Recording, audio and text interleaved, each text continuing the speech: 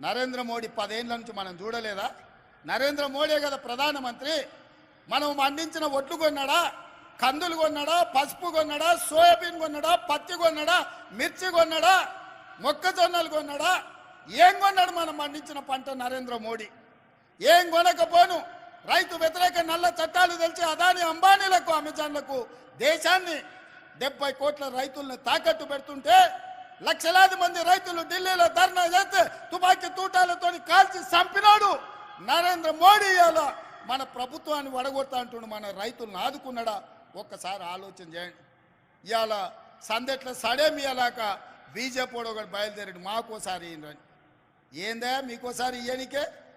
10 ఏళ్ళు మీ నరేంద్ర మోడీ ప్రధానమంత్రి కాదా? 10 ఏళ్ళు ఏం పొడిచిండ్రు మీరు? రైతు ఆదాయం రెండింతలు చేస్తా అన్నారు, ఉన్న దివాలా తీపించింది. ఇవాళ రైతులు చచ్చిపోతున్నారు. పేద ప్రతి వాడికి 2022 వరకు అందరికి ఇండ్లు ఇస్తున్నారు.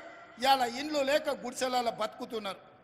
ఇవాళ ప్రతి పేదవాడి ఖాతాల స్విస్ బ్యాంకులో ఉన్న లక్షల కోట్ల రూపాయలు తెచ్చి 15 లక్షల రూపాయలు ప్రతి పేదవాడి ఖాతా వేస్తా అన్నాడు. Silly governor వేసిండా?